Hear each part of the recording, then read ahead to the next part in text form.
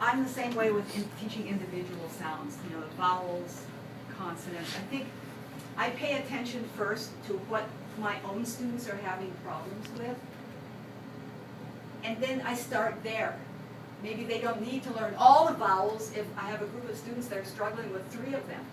And anyway, you always want to start in like small groups of manageable vowels or consonants. So there's nothing written that they have to see the whole consonant chart, you know, all at the same time, or they have to learn it all at the same time, right?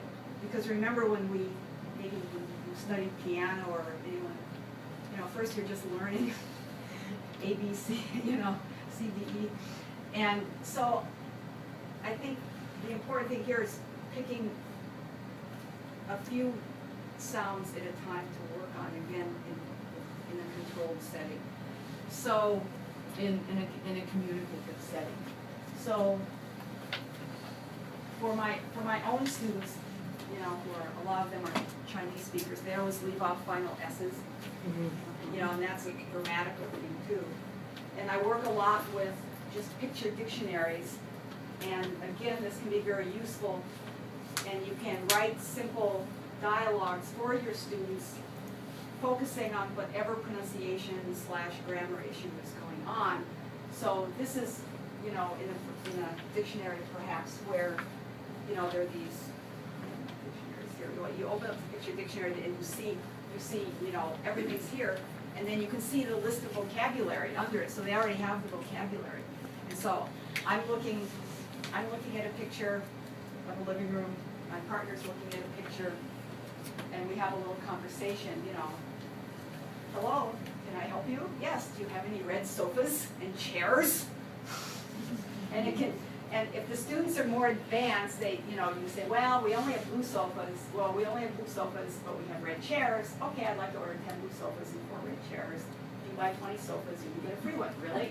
Okay, more advanced, if they're intermediate students, once they get it, they have a lot of fun with this. Because, you know, they're saying, oh, you know, I'm asking you about your picture. Do you have any red sofas? No, but I have blue sofas.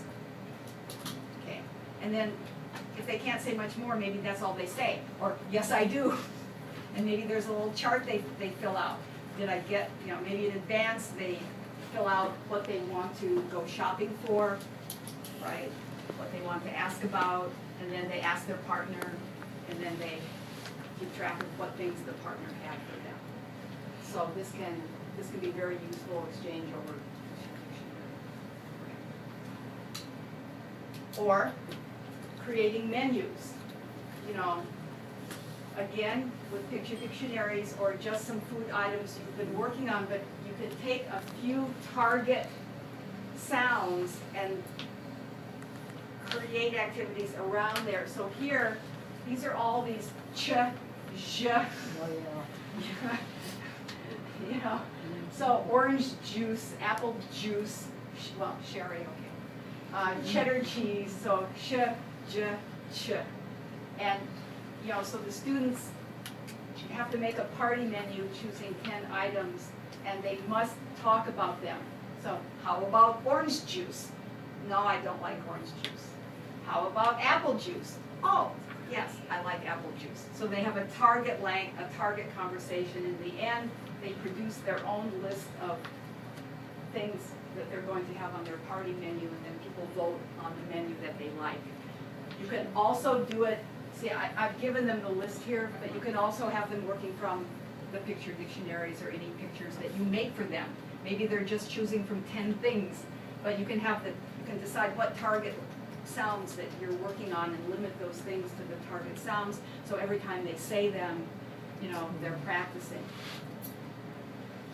Or, you know, a little bit harder one would be only choose words that have these sounds, or, you know, only choose items that have these sounds, and then they have to, oh, peach doesn't have that sound. That's a little bit harder than choosing in advance.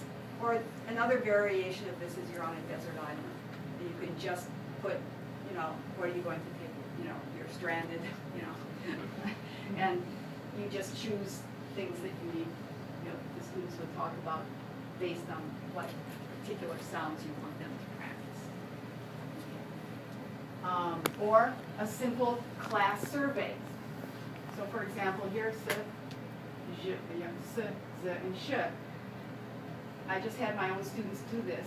They each had one question that had some of the target sounds in it. And they had to run around and ask everybody that particular question and answer everybody else's question.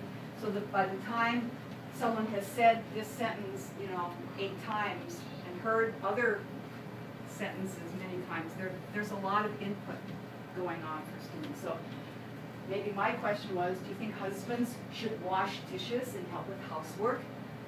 This is hard for Nepali speakers. So they should.